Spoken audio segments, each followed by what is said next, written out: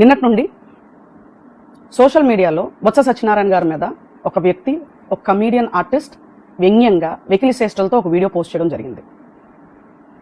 ఆ వీడియోని ఈ పచ్చ మీడియా వాళ్ళందరూ కూడా కిరాకార్పి అదిరిపోయే పర్ఫార్మెన్స్, ఇమిటేషన్ లెవెల్స్ వేరే లెవెల్ అనే టైటిల్స్ తోటి ఆ వీడియోను వైరల్ చేయడం జరుగుతుంది.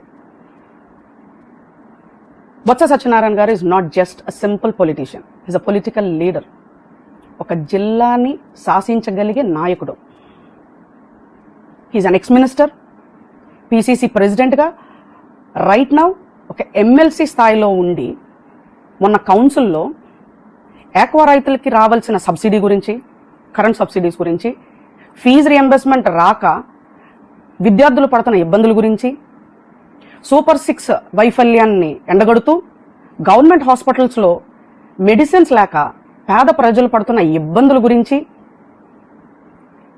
రైతు బజార్ ప్రైవేటైజేషన్ కూడా జరుగుతుంది, ఆ విధానాన్ని ఆపాలి అనుకుంటూ అంబటి రాంబాబు గారి విషయంలో లా అండ్ ఆర్డర్ ఇష్యూ మీద మాట్లాడుతున్నప్పుడు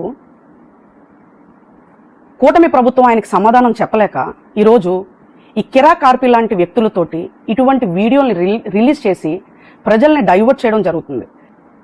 సార్ నారా లోకేష్ గారు, మీరు ఏదైతే రెడ్ బుక్ మొదలు పెట్టారో అందులో ఎవరి పేర్లు రాస్తున్నారో మాకు తెలీదు, ఏ అంశాలు రాసుకుంటున్నారో కూడా మాకు తెలీదు. కానీ ఖచ్చితంగా మీరు మాత్రం ఈ కిరాకార్పి పేరైతే మాత్రం రాసుకోవాలి సార్. ఎందుకంటే ఎంతో కష్టపడి స్థాపించిన పార్టీని ఒక సబ్జెక్ట్ వల్ల కానీ, ఒక ఇన్సిడెంట్ వల్ల కానీ, లేదా ఒక వ్యక్తి వల్ల కానీ ఆ పార్టీ సంకనాకపోతుంది. ఆల్రెడీ ఈ తిరుపతి లడ్డూ విషయాన్ని టచ్ చేసి సగం పార్టీ బ్యాడ్ నేమ్ తెచ్చుకుంది. ఈరోజు ఈ కిరాక్ ఆర్పీ లాంటి వ్యక్తుల్ని మీరు ఎంకరేజ్ చేయడం వల్ల ఖచ్చితంగా పార్టీ సంకనాకపోవడం మాత్రం గ్యారంటీ. సో ఖచ్చితంగా ఇతని పేరైతే మాత్రం ఫస్ట్ మీరు రెడ్ బుక్లో రాసుకోవాలి sir. And coming to the point, deputy CM Pawan Kalyan గారు ఆల్రెడీ అసెంబ్లీలో కానీ కౌన్సిల్లో కానీ ప్రజల కోసం లేదా ప్రజలు ఫేస్ అవుతున్న ప్రాబ్లమ్స్ గురించి మాట్లాడడానికి కానీ డిస్కస్ చేయడం మానేసి పర్సనల్ అటాక్స్ చేసుకోవడం ఈ మధ్యన చాలా ఎక్కువైపోయింది. అది మనం చూస్తున్నాము. ఈరోజు ఈ రకమైన వీడియోలతోటి రాజకీయం చేయడం, పర్సనల్ అటాక్స్ నుంచి పర్సనల్ హ్యూమిలేషన్స్ వరకు చేరుకోవడం అన్నది చాలా నీచమైన రాజకీయాల్ని మనం చూస్తున్నాం ఈరోజు అన్న విధానాన్ని మనం అర్థం చేసుకోవచ్చు సార్.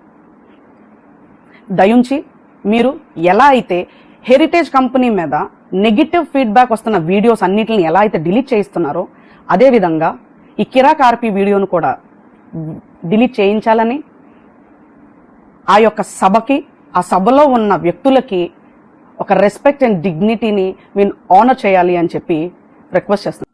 అండ్ చివరిగా వ్యూస్ కోసం, లైక్ల కోసం, చప్పట్ల కోసం ఈ రకమైన వీడియోస్ తయారు చేస్తున్న వాళ్ళందరికీ కూడా ఒకటి గుర్తుపెట్టుకోవాలి, కేవలం మిగిలింది 3 ఏళ్లు మాత్రమే. నెక్స్ట్ కన్ఫామ్గా ఫామ్ చేసేది జగన్ గారు ప్రభుత్వమే. సో ఖచ్చితంగా మేము కూడా మా డిజిటల్ బుక్లో కూడా మీ అందరి పేర్లు రాసుకోవడం జరుగుతుంది. సో ఒక వీడియో చేసే ముందు, సోషల్ మీడియాలో పోస్ట్ చేసే ముందు ఖచ్చితంగా మీరు ఎవరిని విమర్శిస్తున్నారు, ఎలా విమర్శిస్తున్నారు, మీ పదజాలం ఎలా ఉంది అని ప్రతిదీ ఒక్కసారి చెక్ చేసుకొని పోస్ట్ చేస్తే బాగుంటుంది.